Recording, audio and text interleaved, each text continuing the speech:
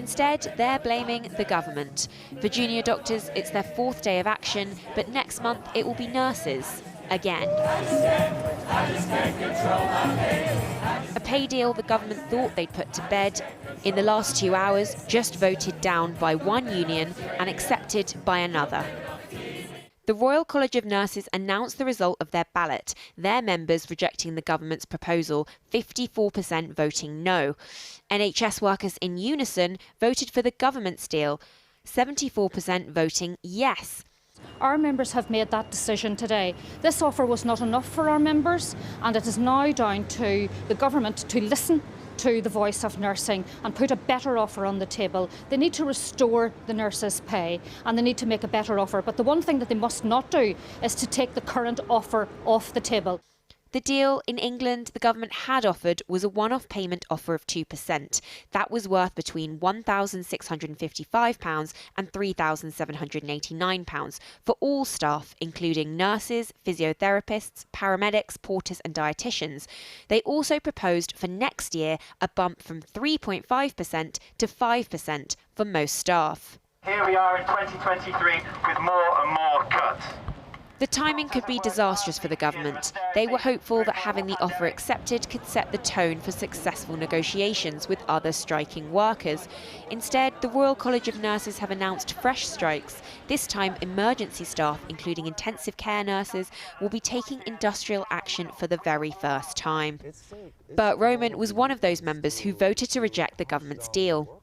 Junior doctors are striking at the moment. It's their fourth day today. If you guys go on strike as well, are you worried you're going to bring the country to a standstill? Well, I think it would show the government that there is more pressure building up and that they could intervene and come with negotiations before that happens. But they'll say they did come to the table, they agreed this 5%, and now you're striking again. Yeah, but I think they would never come and take a job in the NHS. I mean, they're paid way much more than us.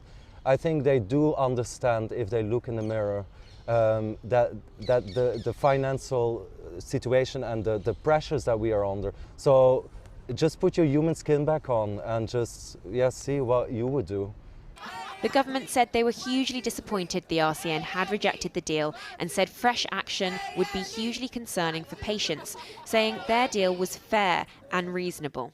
Unfortunately, we've got a moment of great division over this within the NHS workforce.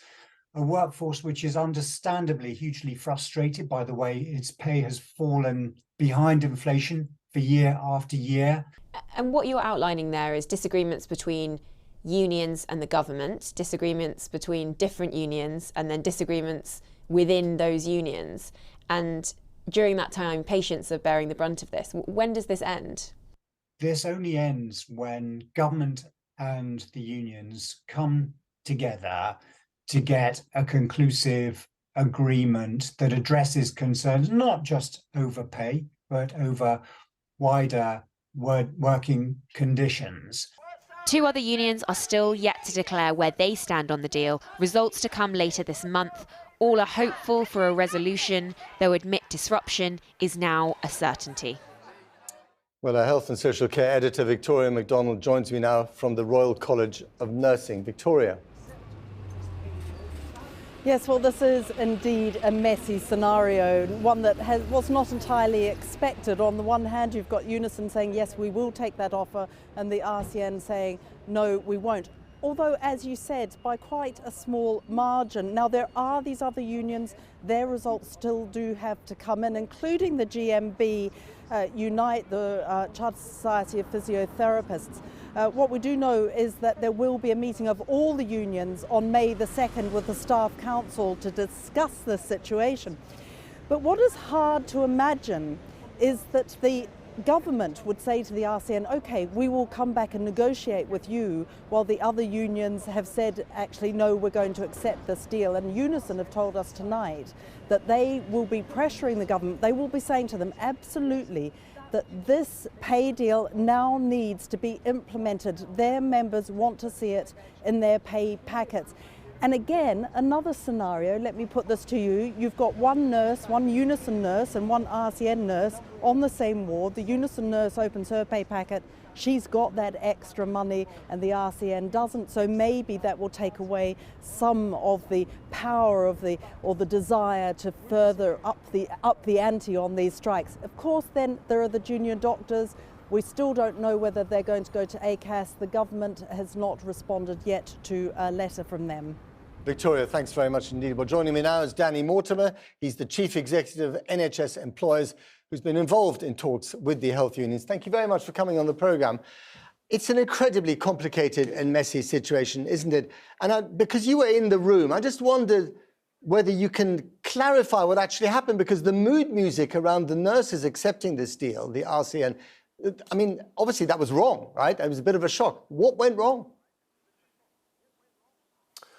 So there's a few things, if I may, Matt. I think the first is to say that obviously Unison, who are the largest trade union in the NHS, have voted pretty overwhelmingly, 73% of their members, to accept the pay offer. The second thing is to say that all the trade union leaders who are involved in the talks, my team and I as well, we believe that this was the best possible deal available through negotiation.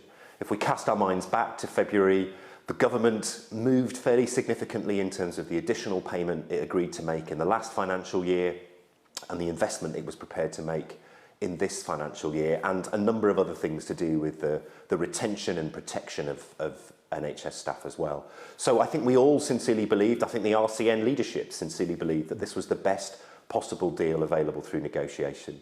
The other thing I would add is that there are still a large number of other unions who have yet to disclose and finalise their results. So in the last week of April, over this next 10 days or so, half a dozen or more other unions will make the views of their members public, and then the unions will come together at the beginning of May and decide what their response is. But you refer to it, clearly something had changed, you know, in the Royal College of Nursing. I wonder if it was the junior doctors digging in their heels that showed those nurses that they could hold out for more. I mean, the honest answer is I don't know. The RCN is better able to comment on how its members felt. Again, what I would say is that the contrast with the Unison membership is that 73% of their members said that, yes, they accepted that this was the best possible available deal at the moment. But also, what a mess. I mean, apart from the fact that you've got more strikes coming up and strikes involving more nurses in critical care, the fact that you've got, you know, one nurse on one ward being paid a little bit more because she, you know, went for this deal, and another nurse holding out for more, still on strike. I mean, this is a really untenable situation, isn't it? I think you're right that this is a hugely complicated situation now, and it's still uncertain because we don't know what the other trade unions will decide to do. We need to see if there is an agreement to implement the deal. Our view as employers would be, I think the government's view would be as well, that the deal would be implemented for all staff, not just for staff who voted yes versus staff who voted no. So if it's implemented, and we don't know for another couple of weeks, then it would apply to all staff. And how will the employers, how will you cope? How will the employers cope? How will the patients cope, you know, in those forthcoming strike days when you've got the perfect storm of junior doctors and nurses going on strike at the same time? Well, you know, we absolutely know after this last 6 months the extent of the impact on patients and on our services and on the staff themselves that are taking industrial action. The RCN has a mandate to take action in half of the trusts in England, not all of them. That mandate expires in early May. But it does feel, given that we're still awaiting the outcome for other trade unions, that the decision the RCN have made tonight is premature. Okay. What I would say to them is that they should have waited to see the outcome across all trade unions and then considered the position collectively. All right. We'll watch and we'll leave it there. Danny Mortimer, thank you very much indeed. Thank you.